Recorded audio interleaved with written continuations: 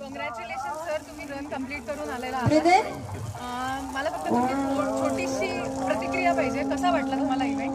खूप छान, खूप अप्रतिम. म्हणजे बऱ्याच दिवसापासून मी याच टीम बरोबर चालली आहे माझी प्रॅक्टिस, पण हा अनुभव पहिल्यांदा होता. रोज आपण थोडं वेगळं आणि पूर्ण स्पर्धेमध्ये मॅरेथॉन प्रोमो मी आयोजित केलेलं होतं. मॅरेथॉन आणि त्यामध्ये सगळ्या टीमबरोबर धावायला एक वेगळीच मजा आली, वेगळीच एनर्जी सगळीकडनं. आणि खूप दिवसापासून आमची तयारी झाली होती आणि आज ते प्रत्यक्षात येताना खूप रिझल्ट आणि आनंद सरांपासून तर आमची सगळी टीम मेहनत करत होती. आज मजा आली. क्या बात आहे, थँक्यू सो मच. आणि रूट कसा वाटला एकंदरीत तुम्हाला सगळा?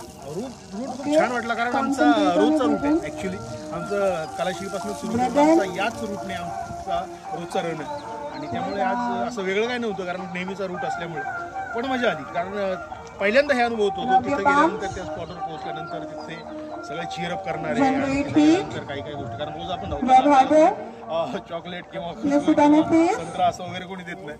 तर इथे गेल्यानंतर परत एकदा धावून मजेशीर होता अनुभव. पहिला अनुभव होता, त्यामुळे ते एक वेगळी मजा होती. एक शेवटचा प्रश्न, आजच्या दिवशी महाराष्ट्र दिनानिमित्त तुम्ही मराठी यूथला काय ब्रेकफास्ट? नाही, खूप चांगलं आहे. आपला महाराष्ट्र दिन आहे आणि आज म्हणजे आजच नाही, नेहमी शक्यतो मराठी भाषेचा वापर जास्त करा.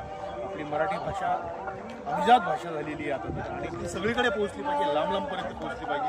प्रत्येक जणाला म्हणजे आपल्याला तर साहजिकच आपल्याला येते, पण समोरचा माणूस कुठल्या भाषेत बोलतोय पेक्षा आपण कुठल्या भाषेत बोलतोय हे महत्त्वाचं आहे. आपण आपल्या भाषेची किती इज्जत करतो, किती कदर करतो हे महत्त्वाचं आहे. कारण आजकाल युथला ती फॅशन झाली की हिंदी बोलणं, इंग्लिश बोलणं ती फॅशन झाली. ते पण बोला, त्याबद्दल काय, इंग्लिश खूप आज जागतिक भाषा. ज्यांचं स्ट्रेचिंग झालंय त्यांनी नाश्ता करायचा आहे, आपली भाषा नाश्ता तयार आहे. पोहोचण्याचा प्रयत्न करतो. आणि जे आता आलेत त्यांनी स्ट्रेचिंग करायचे. चला इकडे या पटकन.